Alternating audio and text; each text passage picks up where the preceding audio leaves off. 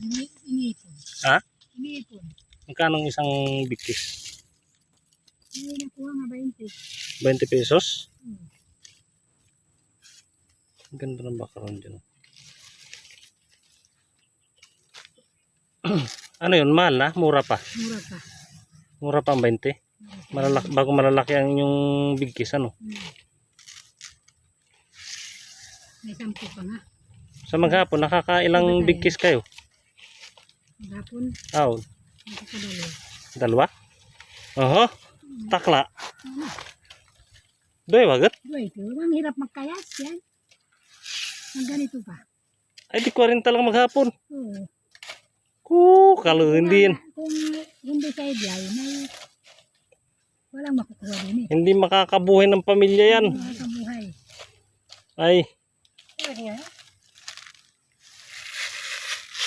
Ito pangalaan sa paggaganito. ganyan parang diskarte, ano? Oh, Ang galing. ay trabaho na. Siya nga naman. Ay, ito yata sila. Dapat ang presyo nito mga 30. Ang isa? Isang bigkis? Siguro Kayo baga maraming stock niyan. marami. Gusto niyo tulungan ko kayo sa market niyan? Marketing. Tulungan mo nga kami. Sige, sige. Titingnan ko magagawa ko. Sa namin ito eh. Wala. Pag walang mga, Baka malay mo kahit sa ganyang paraan man lang makatulong baga tayo. pag walang mga trabaho. Oo. Labado. At least yung mga dahon ng nyug napapakinabangan. Kahit pa paano, walang natatapong Naon. bahagi ng niyog. Ayan, daming dahon dyan. Ang dami. Hindi naman ito pwedeng pagbawalan. Ano yun eh. Ito naman ay walang silbi. Ayan guys, si Manang po ay gumagawa ng walis tingting. Na kinukuha lang sa kanila ng 20 pesos. So sa maghapon daw, nakakadalawang bigkis lang sila. Imagine yung isang tao nakakadalawang bigkis lang sa maghapon. Bali, meron lang siyang net income na 20 pesos. Hindi makatarungan, no?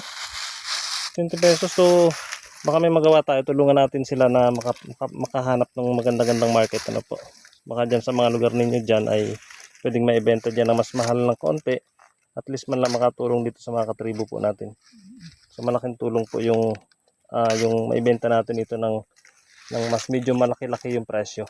Kesa doon sa 20 pesos na saan ba abot yung 20 pesos? Wala naman eh.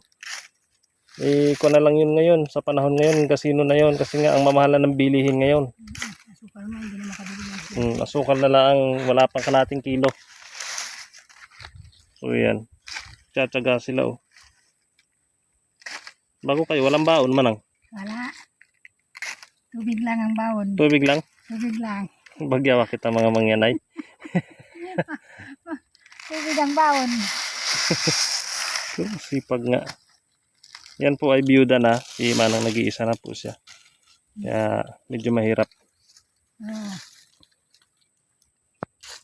So yan, pakishare na lang po nung video na to. Maraming salamat.